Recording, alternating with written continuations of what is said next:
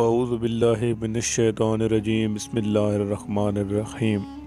ہم اپنے تمام ناظرین کو ایک بار پھر خوش آمدید کہتے ہیں اپنے یوٹیوب چینل وظائف اور اسلام پہ۔ دوستو، آج کا واقعہ ہے اللہ کی رضا میں دیا ہوا ضائع نہیں ہوتا۔ حضرت ابو ہریرہ رضی اللہ تعالی عنہ سے روایت ہے کہ رسول اللہ صلی اللہ علیہ وسلم نے فرمایا، ایک آدمی نے دل میں کہا کہ میں آج ضرور مالی صدقہ کروں گا۔ چنانچہ اس نے صدقہ دیا تو کسی چور کے ہاتھ میں صدقہ کا مال تھما دیا۔ صبح کو لوگ باتیں کرنے لگے کہ ایک چور کو صدقہ دے دیا گیا۔ پھر اس آدمی نے کہا، اے اللہ، تمام تعریفوں کا تو ہی مستحق ہے، میں ضرور صدقہ دوں گا۔ چنانچہ اس نے پھر اپنے مال سے صدقہ کیا اور کسی زانیہ عورت کے ہاتھ میں تھما دیا۔ صبح کو پھر لوگ باتیں کرنے لگے کہ آج رات ایک زانیہ عورت کو صدقہ دے دیا گیا۔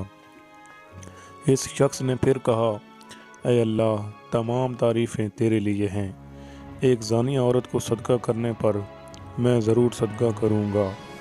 چنانچہ اس نے پھر صدقہ دیا اور کسی مالدار کے ہاتھ میں وہ مال رکھ دیا۔ صبح ہوئی تو لوگ آپس میں کہنے لگے کہ ایک مالدار شخص کو صدقہ دے دیا گیا۔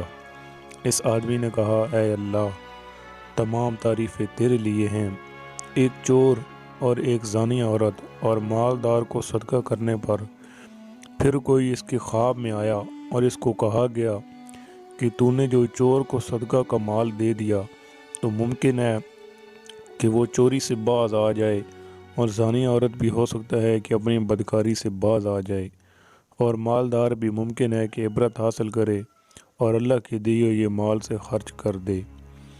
اس حدیث سے ہمیں یہ فوائد ملتے ہیں کہ نقلی صدقات میں اگر کوئی فاسق یا مالدار آدمی صدقہ لے لے تو صدقہ کرنے والا ثواب سے محروم نہیں ہوگا۔